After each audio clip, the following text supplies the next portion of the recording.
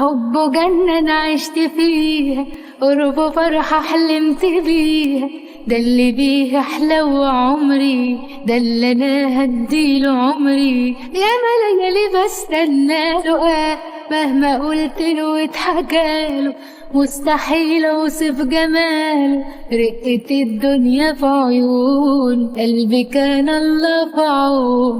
من اللي انا حسيته معاه، حبه جنة انا عشت فيها، قربه فرحة حلمت بيها، ده اللي بيه احلى عمري، ده اللي انا هديله عمري. يا ليالي بستنى له مهما قلت له اتحكاله، مستحيل اوصف جماله، رقة الدنيا في عيونه قلبي كان الله في عونه. من اللي انا حسيته معاه ألقى روحي بتندهلي، على عموم مش هخبي وداري عليه، انه غيرني وسرقني وان انا اتعلقت بيه، اللي فات من حياتي بقى قبلي، في حاجات حلوة حصلت لي على ايديه، كل لحظة تزيد غلاوته وناوي اعمل تاني ايه لما. السلام عليكم ورحمة الله وبركاته. اللهم صل وسلم وبارك على سيدنا محمد في الأولين وفي الآخرين وعلى آله وصحبه أجمعين. عايزة أقول إنكم وحشتوني كتير جدا جدا جدا من الحلقة اللي فاتت، ويلا بينا نشوف حلقتنا المرة دي بتحكي عن ايه. ويا ريت قبل ما نشوف حلقتنا بتحكي عن ايه المرة دي ما تنسوش تعملوا لايك وتشتركوا في القناة علشان يوصل لكم اي حلقة جديدة انا بنزلها من رواية عشق بين الكبرياء او غيره. ويلا بينا نشوف ايه اللي هيحصل في حلقتنا النهاردة، وايه اللي هيحصل مع آسيا وجاسر وباقي ابطال روايتنا. يلا بينا. طبعا بقى ادور على بابا كتير جدا والاقيه، وبعد كده بقى انا هسامحه على طول. هو بص يا رب الاقيه، انا هسامحه. واكيد بقى جاسر يخليني نسافر برا، وبقى عشان اجيب بابا واجيب ماما اللي هي الجديدة، بس ان شاء الله كنت طيبة.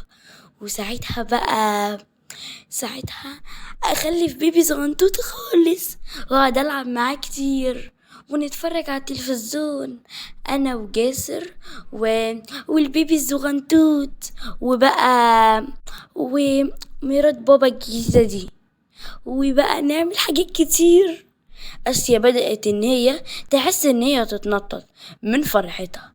أيوة بالظبط، هي دي آسيا القوية اللي مسكت أكتر من 4 شباب في الجامعة أول يوم ليها في الجامعة وطحنتهم. بس آسيا من جواها طيبة جدا وكيوت وغلبانة، مش هتتغير. بعد كده بدأت إن هي تغمض عينيها الجميلة، وبدأت إن هي تنام، ويا ريتها ما نامت. حلمت بجاسر كان قاعد على الكرسي وآسيا كانت في الأرض وهي بتترجاه إن هي تشوف مامتها. كان ساعتها في الوقت ده كانت مامتها لسه عايشة، ما كانتش تعرف أي حاجة، كانت واخدة، ما كانتش أصلا فاقت من صدمة إن جوزها سابها ومشي وباع بنتها واتجوز. آسيا كانت بتترجاه إن هي تروح عند مامتها وهي بتقوله جاسر والنبي يا حازم، أنا عايزة أشوف ماما، والنبي أشوفها مرة واحدة. لا طب خلاص بلاش دي، بلاش هكلمها والنبي. لا برضو يا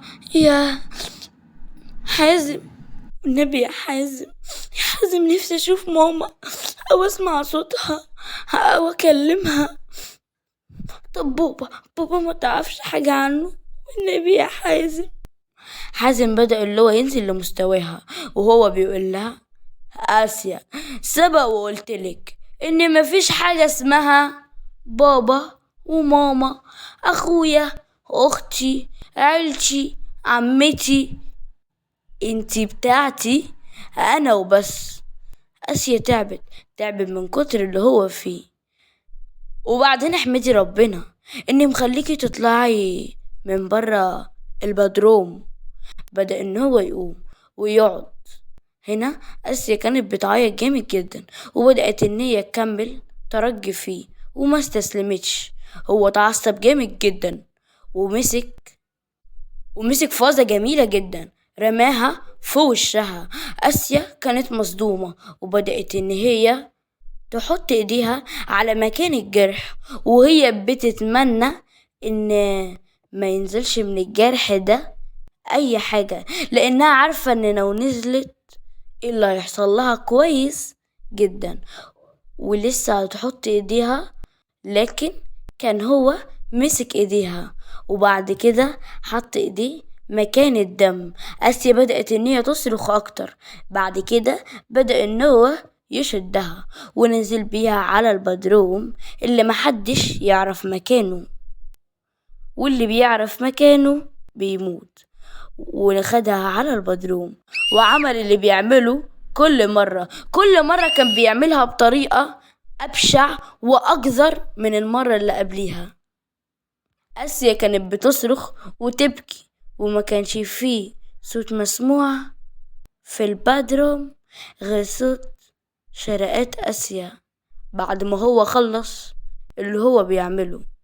آسيا فاقت من الحلم، أو لأ بلاش نقول عليه حلم، احنا نقدر نقول عليه الكابوس الأسود، لأن ده من أوحش الكوابيس اللي ممكن تجيلك، خاصة لو بتحصلك أو حصلتلك أو تعرضت ليها قبل كده. آسيا غمضت عينيها بحس إنها تسترجع قوتها، لكن لما جت غمضت عينيها شافت أثار ضربها، وشافت لما كان بيضربها، وشافت لما جت اتفضحت. فتحت عينيها بسرعة وهي بتتنهج وهي خايفة،